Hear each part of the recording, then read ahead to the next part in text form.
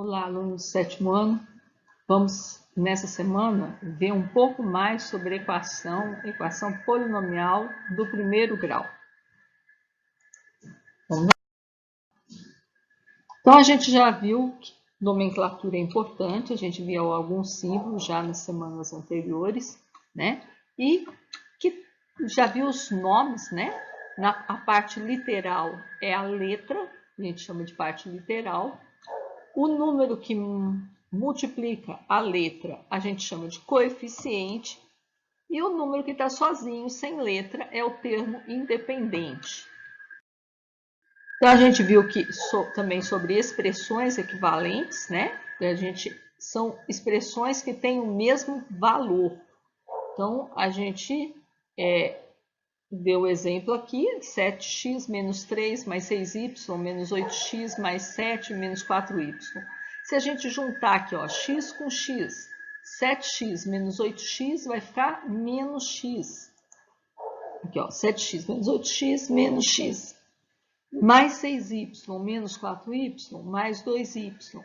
Menos 3 mais 7 mais 4. Então, essa expressão é a equivalente a essa. Então, a gente pode dizer que isto é igual a isto, né? Então, aqui, ó, a gente pode escrever isso. Outro exemplo, a área do quadrado é de lado 2x mais y. Então, tem o desenho aqui, ó. Se eu tenho 2x mais y como lado do quadrado. Quadrado, eu sei que os lados são todos iguais. Então, a área vai ser 2x mais y vezes 2x mais y. Ou seja, 2x mais y ao quadrado. Eu desenvolvendo através da distributiva isso, eu vou ter aqui 4x quadrado mais 2xy. Eu vou chegar nessa expressão, 4x quadrado mais 4xy mais y quadrado. Então, isso aqui é equivalente a 2x mais y ao quadrado. Então, como a gente já tinha visto, equação é quando eu tenho uma igualdade onde eu tenho números e letras, né? Essas letras a gente chama de incógnita ou variável, né? Incógnita é aquilo que a gente não conhece. E através da equação, muitas vezes a gente pode passar a conhecer.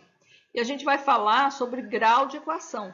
Então, o grau de equação é o maior expoente da incógnita. Então, no caso aqui, a primeira equação é x menos 2 igual a 7, o expoente do x, o maior expoente da letra é 1. Então, é uma equação do primeiro grau. 2x mais 3 igual a x quadrado, o maior expoente é 2. Então, é uma equação do segundo grau. Na última aqui, ó, é uma equação do terceiro grau. Então, para a gente encontrar o valor de uma incógnita, uma equação do primeiro grau, né? Equação polinomial do primeiro grau, como que é o nome. Então, a equação do primeiro grau, quando pode ser escrita, geralmente, toda a equação que dá para você escrever assim, ax mais b igual a zero, onde o a é o coeficiente diferente de zero da incógnita x elevado à primeira potência. É como se o b fosse o coeficiente do x elevado a zero. Então, eu sei que todo número elevado a zero é 1. E se eu colocasse, juntasse tudo e igualasse a zero, isso seria uma equação do primeiro grau. E resolver uma equação é deixar a incógnita sozinha de um dos lados da igualdade.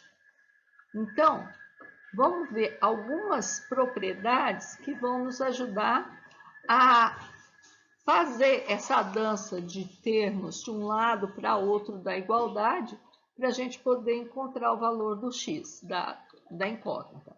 Então, a primeira é reflexiva da igualdade, quer dizer, se eu tenho duas coisas, uma e outra, duas coisas iguais, então é reflexiva, é claro que vai ser igual. O x é igual ao x, o x mais 1 é igual ao x mais 1.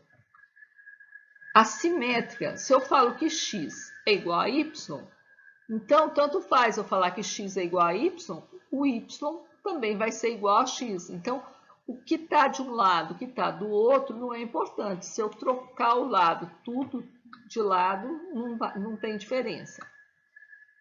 A terceira é a transitiva. Então, é assim, ó.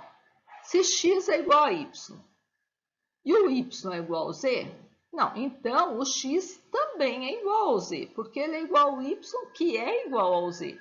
Então, eu posso fazer essa ponte aqui, que vocês vão ver que de vez em quando vai ter exercício que você vai ter que usar esse raciocínio.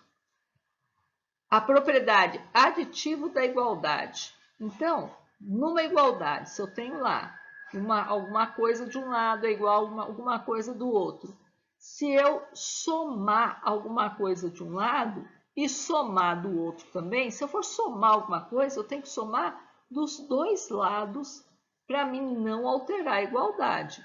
E a mesma coisa na multiplicação, que é a última propriedade aí. Se eu multiplicar alguma coisa de um lado, eu tenho que multiplicar alguma coisa por tudo que está do outro lado também. Vamos então fazer alguns exemplos, né, gente? Para a gente poder gravar bem. Então, resolver a equação é deixar a incógnita sozinha, isolada de um lado só ela sozinha de um lado. Então, por exemplo, aqui, se eu tenho essa equação, x menos 7 igual a 2, eu tenho que correr com esse menos 7 daqui, eu tenho que somar mais 7, o princípio aditivo lá, ó. Então, se eu somar mais 7 de cá, eu vou somar mais 7 de lá. Como que a gente costuma pensar? Para não ficar fazendo tudo isso, somar aqui, somar lá, eu penso assim, ó, eu passo esse menos 7 com o sinal contrário para lá. Eu estou subtraindo, então eu passo somando. Aí todos os dois casos vai ficar do mesmo jeito, x é igual a 2 mais 7. Aí depois é só somar aqui e achar. E o resultado da equação eu chamo é um elemento do conjunto solução daquela equação. Vamos ver mais um exemplo aí? Ó, x sobre 3 mais 4 igual a 2. Então, de novo, eu tenho que correr com esse mais 4 para lá. Ou eu tenho que tirar esse mais 4, que é o termo que não tem x. Então, eu tenho que primeiro tirar os termos que não tem x. Então, vou pôr menos 4 de cá, eu tenho que pôr menos 4 de lá. Ou então, eu posso pensar assim, eu vou pegar esse mais 4, passar para o outro lado como menos 4, passar com a operação inversa.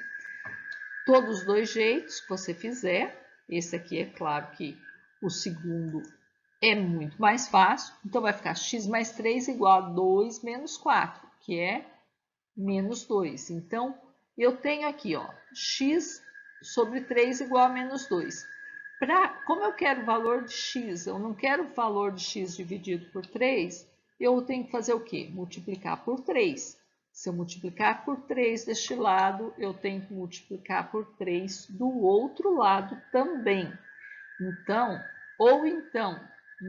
no raciocínio aqui do passar do outro lado igual, eu tenho que x sobre 3 igual a menos 2. O 3 está dividindo, eu passo ele para o outro lado multiplicando. Então, de todo jeito, vai dar aqui, ó, menos 2 vezes 3, ou menos 2 vezes 3, aí dá que x é igual a menos 6. Então, o conjunto de solução dessa equação é formado pelo menos 6. Vamos ver mais um ainda? Vamos ver um terceiro exemplo? 7x menos 5 igual a 2x menos 10. Então, aqui, ó, agora eu tenho que trazer tudo que tem x para um lado. Então, eu tenho x dos dois lados. Eu vou pegar esse 2x, trazer para cá. Só que para mim tirar ele do lado de cá, eu tenho que somar menos 2x aqui. Então, eu tenho que trazer menos 2x do lado de cá também. Ou se fosse pelo passar com a operação inversa, eu estou somando mais 2x do lado de cá. Então, vou passar para o outro lado, subtraindo. Vou tirar simplesmente de um lado e passar para o outro. Aí, aqui, eu vou ficar aqui. 7x menos 2x ficou 5x menos 5. O x daqui saiu, ficou menos 10. Esse menos 5 que está sozinho aqui, eu tenho que fazer o quê? Para tirar esse termo que não tem x do lado de cá, eu tenho que somar mais 5. Somei mais 5 do lado, tenho que somar mais 5 do outro. Ou então eu poderia fazer o quê? Aqui do outro lado, eu passei o menos 2 subtraindo e passo o menos 5 como mais 5 somando para o outro lado. Porque aí eu vou ficar aqui,